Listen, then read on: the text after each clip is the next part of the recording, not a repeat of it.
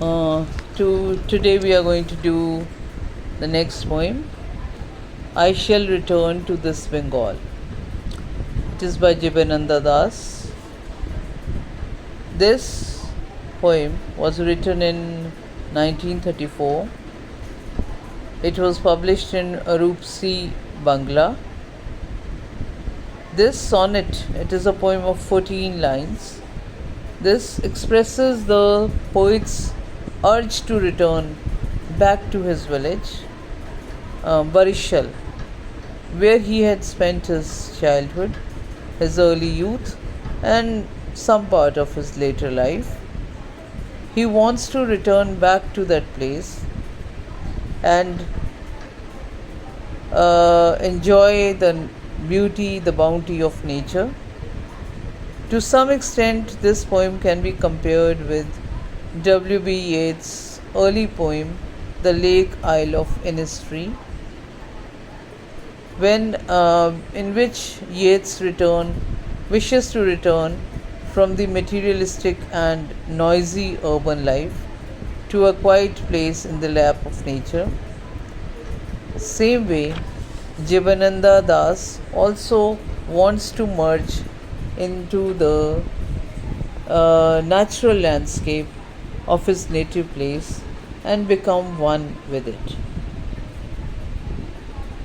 The poet says that he is confident that on returning to his native place, East Bengal, which is now Bangladesh, where his birthplace Barishal is situated, he says that he will come back to the bank of the river Dhansiri in his native place, in his village. He thinks that he cannot return to that place as a man, but he will go there in the form of some bird such as myna or a fishing kite, or after his death he may return at dawn as a crow, which seems to float on the morning mist before descending and to perch in the shade of a jackfruit tree during harvesting season in autumn. It is also possible that he may appear as a young girl's pet duck with bells on its red feet and float joyfully on the pond waters, full of the fragrance of kalmi, a locally growing reed. Because he loves Bengal so much, he wants to return to the green shore of Bengal, bathed by the waves of river Jalangi, which makes him very sad. The poet says that people may find him in the usual surroundings of Barishal.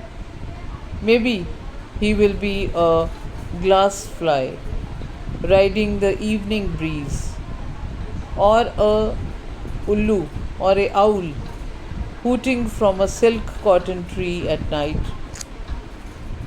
Maybe he will become a little child who will toss the rice grains on the courtyard grass, or a little boy who will be rowing a small boat with a torn white sail on the swollen waters of the river Rupsa, while white egrets are flying towards their home under the sky covered with red clouds. He will be there in some form or the other. It is likely that he may be an egret himself, to be seen among the group of egrets flying homeward. We'll do this poem now, stanza wise. The poet is saying that I shall return to this Bengal, to the Dhansiri's bank. Dhansiri is the name of a river, not as a man, but myna or a fishing kite. ਕੀ ਬਣ ਕੇ ਆਉਣਾ ਚਾਹੁੰਦਾ ਹੈ? ਇੱਕ ਮੈਨਾ ਦੇ ਵਾਂਗ, ਜਾਂ ਇੱਕ ਚਿੜੀ ਜਿਹੜੀ ਪਾਣੀ ਦੇ ਵਿੱਚੋਂ ਮੱਛੀਆਂ ਚੁਗਦੀ ਹੈ, ਜਾਂ ਫਿਰ ਇੱਕ ਕਾਂ ਬਣ ਕੇ ਆਉਣਾ ਚਾਹੁੰਦਾ ਹੈ, ਜਾਂ ਉਹ ਇੱਕ ਡੱਕ ਬਣਨਾ ਚਾਹੁੰਦਾ ਹੈ, ਇੱਕ ਬੱਤਖ ਜਿਹੜੀ ਜਿਸ 'ਤੇ ਜੋ ਇੱਕ ਕੁੜੀ ਨੇ, ਛੋਟੇ ਜਿਹੇ ਬੱਚੇ ਨੇ ਪਾਲੀ ਹੋਈ ਹੈ, ਔਰ ਉਸ ਦੇ ਪੈਰਾਂ ਦੇ ਵਿੱਚ ਘੁੰਗਰੂ ਬੰਨੇ ਹੋਏ ਨੇ ਉਸ ਡੱਕ 'ਤੇ। ਮੇਬੀ ਕਹਿੰਦਾ ਸ਼ਾਇਦ ਮੈਂ ਇਸ ਤਰ੍ਹਾਂ ਆਵਾਂ ਆਪਣੇ ਬੰਗਾਲ ਦੇ ਵਿੱਚ ਵਾਪਸ, ਆਪਣੇ ਬੰਗਲਾਦੇਸ਼, ਆਪਣੇ ਬੰਗਾਲ 'ਚ ਇਸ ਜਗ੍ਹਾ 'ਤੇ, ਕਿਉਂਕਿ ਮੈਂ ਹੋਰ ਕਿਸੇ ਤਰ੍ਹਾਂ ਐਜ਼ ਅ ਮੈਨ ਉੱਥੇ ਨਹੀਂ ਜਾ ਸਕਦਾ, ਤਾਂ ਮੈਂ ਇਸ ਰੂਪ ਦੇ ਵਿੱਚ ਇੱਕ ਚਿੜੀ ਬਣ ਕੇ, ਬੱਤਖ ਬਣ ਕੇ, ਜਾਂ ਕੋਈ ਕਾਈਟ ਬਣ ਕੇ ਉਹਨਾਂ ਦੇ ਵਾਂਗ ਹੀ ਆਵਾਂਗਾ। ਜਾਂ ਫਿਰ ਮੈਂ ਬਣ ਕੇ ਆਵਾਂਗਾ ਇੱਕ ਗਲਾਸ ਫਲਾਈ। ਗਲਾਸ ਫਲਾਈ ਕੀ ਹੁੰਦਾ ਹੈ? ਤੁਸੀਂ ਦੇਖਿਆ ਹੋਣਾ ਜਦੋਂ ਬਾਰਿਸ਼ ਆਉਣ ਵਾਲੀ ਹੁੰਦੀ ਹੈ ਤਾਂ ਇੱਕ ਛੋਟਾ ਜਿਹਾ ਇਨਸੈਕਟ ਉੱਡਦਾ ਫਿਰਦਾ ਹੁੰਦਾ ਹੈ, ਸ਼ੀਸ਼ੇ ਜਿਹੇ ਵਾਂਗ ਟਰਾਂਸਪੇਰੈਂਟ ਜਿਹਾ, ਉਹਨੂੰ ਹੈਲੀਕਾਪਟਰ ਕਹਿੰਦੇ ਨੇ ਬੱਚੇ, ਉਹਨੂੰ ਗਲਾਸ ਫਲਾਈ ਕਿਹਾ ਜਾਂਦਾ ਹੈ। ਉਹ ਸ਼ਾਇਦ ਕਹਿੰਦਾ ਮੈਂ ਉਹ ਬਣ ਕੇ ਆਵਾਂ, ਜਾਂ ਇੱਕ ਉੱਲੂ ਬਣ ਜਾਵਾਂ ਕਿਤੇ ਕਿਸੇ ਦੇ ਘਰੇ ਛੱਤ 'ਤੇ ਬੈਠਾ ਮੈਂ ਬੋਲਦਾ ਹੋਵਾਂ, ਜਿੱਥੇ ਕੋਈ ਬੱਚਾ ਮੈਨੂੰ ਦਾਣੇ ਗੇਰ ਰਿਹਾ ਹੋਵੇ ਮੇਰੇ ਲਈ। ਜਾਂ ਕਹਿੰਦਾ ਮੈਂ ਰੂਪਸਾ ਜਿਹੜੀ ਇੱਕ ਨਦੀ ਹੈ, ਰਿਵਰ ਹੈ, ਉਹਦੇ ਵਿੱਚ ਇੱਕ ਬੱਚਾ ਬਣਾ ਅਤੇ ਮੈਂ ਵਾਈਟ ਇਗਰੇਟਸ ਜਿਹੜੀਆਂ ਨੇ ਉੱਥੇ ਉੱਡਦੀਆਂ ਫਿਰਦੀਆਂ ਹੋਣ, ਸਵਿਮ ਕਰਦੀਆਂ ਫਿਰਦੀਆਂ ਹੋਣ, ਆਪਣੇ ਘਰ ਨੂੰ ਜਾ ਰਹੀਆਂ ਹੋਣ। ਸ਼ਾਇਦ ਕਹਿੰਦਾ ਮੈਨੂੰ ਤੁਸੀਂ ਉਹਨਾਂ ਦੇ ਵਿੱਚ ਮੈਨੂੰ ਦੇਖ ਪਾਓ, ਉਹ ਕਰਾਊਡ ਦੇ ਵਿੱਚ ਮੈਂ ਵੀ ਹੋਵਾਂ। ਸ਼ਾਇਦ ਮੈਂ ਇੱਕ ਇਗਰੇਟ ਹੋਵਾਂ ਜਿਹੜਾ ਕਿ ਉਸ ਆਪਣੇ ਘਰ ਜਾ ਰਿਹਾ ਹੋਵੇ। ਸੋ ਇਹ ਸਾਰੀਆਂ ਵਿਸ਼ਜ਼ ਨੇ ਉਹਦੀਆਂ। ਉਹ ਵਿਸ਼ਜ਼ ਕਿਉਂ ਨੇ? ਕਿਉਂਕਿ ਬੰਗਲਾਦੇਸ਼ ਇੱਕ ਕੰਟਰੀ ਬਣਾਇਆ ਗਿਆ, ਔਰ ਇਸ ਨੂੰ ਜਦੋਂ ਬਣਾਇਆ ਗਿਆ ਤਾਂ ਇਹ ਬੰਗਾਲ ਤੋਂ ਅਲੱਗ ਕਰਕੇ ਇੱਕ ਅਲੱਗ ਕੰਟਰੀ ਬਣਿਆ ਬੰਗਲਾਦੇਸ਼, ਅਤੇ ਉੱਥੇ ਦਾ ਇਹ ਰਹਿਣ ਵਾਲਾ ਸੀ।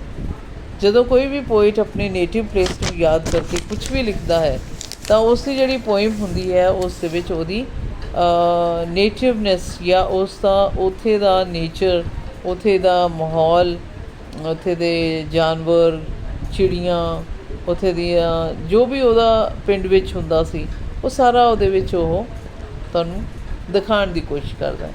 ਸੋ ਇਸ ਪਿੰਡ ਦੇ ਵਿੱਚ ਵੀ, ਇਸ ਬੰਗਲਾਦੇਸ਼ ਦੇ ਵਿੱਚ ਵੀ ਬਹੁਤ ਸਾਰੀ ਬਿਊਟੀਫੁਲ ਚੀਜ਼ਾਂ ਨੇ ਜਿਹੜੀਆਂ ਉਹਨੇ ਤੁਹਾਨੂੰ ਆਪਣੀਆਂ ਇਹਨਾਂ ਤਿੰਨਾਂ ਪੋਇਮਸ ਦੇ ਵਿੱਚ ਸਾਨੂੰ ਦਿਖਾਉਣ ਦੀ ਕੋਸ਼ਿਸ਼ ਕੀਤੀ ਹੈ। ਜੀਵਨੰਦਾ ਜਿਹੜਾ ਇਸ ਰਹਿਣ ਵਾਲਾ ਹੈ ਇਸ ਜਗ੍ਹਾ ਦਾ, ਉਸ ਨੇ ਇਸ ਆਪਣੀ ਪੋਇਟਰੀ ਦੇ ਵਿੱਚ ਸਾਰੀਆਂ ਚੀਜ਼ਾਂ ਸਾਨੂੰ ਦਿਖਾਈਆਂ ਨੇ ਕਿ ਉਹ ਨਸਟੈਲਜਿਕਲੀ ਜਾਂ ਆਪਣੇ ਦੇਸ਼ ਨੂੰ ਜਾਂ ਆਪਣੇ ਪਿੰਡ ਨੂੰ ਯਾਦ ਕਰਦਾ ਹੋਇਆ ਇਹ ਸਾਰਾ ਕੁਝ ਲਿਖ ਰਿਹਾ ਹੈ, ਕਿਉਂਕਿ ਉਹ ਬਹੁਤ ਦੁਖੀ ਹੈ ਇਸ ਸੈਪਰੇਸ਼ਨ ਤੋਂ, ਆਪਣੇ ਸ਼ਹਿਰ, ਆਪਣੇ ਪਿੰਡ ਵਾਪਸ ਨਾ ਜਾਣ ਕਰਕੇ। ਜਦੋਂ ਈਸਟ ਬੰਗਾਲ ਜਿਹੜਾ ਹੈ, ਈਸਟ ਪਾਕਿਸਤਾਨ ਜਿਹੜਾ ਹੈ ਉਹ ਬਣ ਗਿਆ ਔਰ ਬੰਗਲਾਦੇਸ਼ ਉਹਦੇ 'ਚੋਂ ਅਲੱਗ ਹੋ ਗਿਆ, ਇੰਡੀਪੈਂਡੈਂਟ ਕੰਟਰੀ ਹੋ ਗਿਆ, ਤਾਂ ਉਹ ਇਹਦੀ ਇੱਛਾ ਸੀ ਕਿ ਮੈਂ ਆਪਣੇ ਅਗਲੇ ਜਨਮ ਦੇ ਵਿੱਚ ਜਾਂ ਮੈਂ ਉੱਥੇ ਜ਼ਰੂਰ ਜਾਣਾ ਹੈ, ਕਿਉਂਕਿ ਵੈਸੇ ਉਹ ਨਹੀਂ ਸੀ ਜਾ ਸਕਦਾ। ਅਤੇ ਉਹ ਫਿਰ ਸਾਰੇ ਕਿਉਂਕਿ ਇੱਕ ਚਿੜੀ ਨੂੰ ਜਾਂ ਉੱਡਣ ਦੇ ਲਈ ਪਾਸਪੋਰਟ ਦੀ ਲੋੜ ਨਹੀਂ ਹੈ, ਉਹਦੇ ਲਈ ਕੋਈ ਬਾਊਂਡਰੀਜ਼ ਨਹੀਂ ਹੁੰਦੀਆਂ, ਉਹ ਕਿਤੇ ਵੀ ਜਾ ਸਕਦੀ ਹੈ। ਅਤੇ ਰਿਵਰਸ ਨੂੰ ਵੀ ਬਾਊਂਡਰੀਜ਼ ਨਹੀਂ ਹੈ, ਉਹਨਾਂ ਨੇ ਪਾਣੀ ਨੇ ਬਹਿਣਾ ਹੀ ਬਹਿਣਾ ਹੈ। ਅਤੇ ਉਹ ਤਾਂ ਹੀ ਉਹ ਚੀਜ਼ਾਂ ਬਣਨਾ ਚਾਹੁੰਦਾ ਹੈ ਜਿਹੜੇ ਰਿਵਰ ਦੇ ਵਿੱਚ ਚਿੜੀਆਂ ਨੇ, ਜਾਂ ਫਿਰ ਜਿਹੜੀਆਂ ਅਸਮਾਨ ਦੇ ਵਿੱਚ ਉੱਡਦੀਆਂ ਚਿੜੀਆਂ ਨੇ, ਤਾਂ ਕਿ ਉਹ ਆਪੇ ਹੀ ਉੱਥੇ ਬਿਨਾਂ ਰੋਕ ਟੋਕ ਤੋਂ, ਬਿਨਾਂ ਕਿਸੇ ਬਾਊਂਡਰੀ ਤੋਂ ਜਾ ਸਕੇ। He wants to return back to his past, ਕਿਉਂਕਿ ਉਹਨੂੰ ਪਤਾ ਹੈ ਕਿ ਇਸ ਲਾਈਫ ਦੇ ਵਿੱਚ ਤਾਂ ਉਹ ਸ਼ਾਇਦ ਨਾ ਜਾ ਸਕੇ, ਪਰ ਅਗਲੇ ਜਨਮ ਦੇ ਵਿੱਚ ਉਹ ਇਸ ਤਰ੍ਹਾਂ ਉੱਥੇ ਵਾਪਸ ਜਾਣਾ ਚਾਹੇਗਾ। ਇਸ ਨੇ ਹੋਮ ਸਿਕਨੈਸ ਜਾਂ ਆਪਣੇ ਪਿਆਰ, ਆਪਣੀ ਰੂਟਸ ਦੇ ਨਾਲ ਪਿਆਰ ਸਾਨੂੰ ਇਸ ਦੇ ਵਿੱਚ ਉਹਦਾ ਨਜ਼ਰ ਆਇਆ ਹੈ। We'll do the next poem tomorrow. Thank you.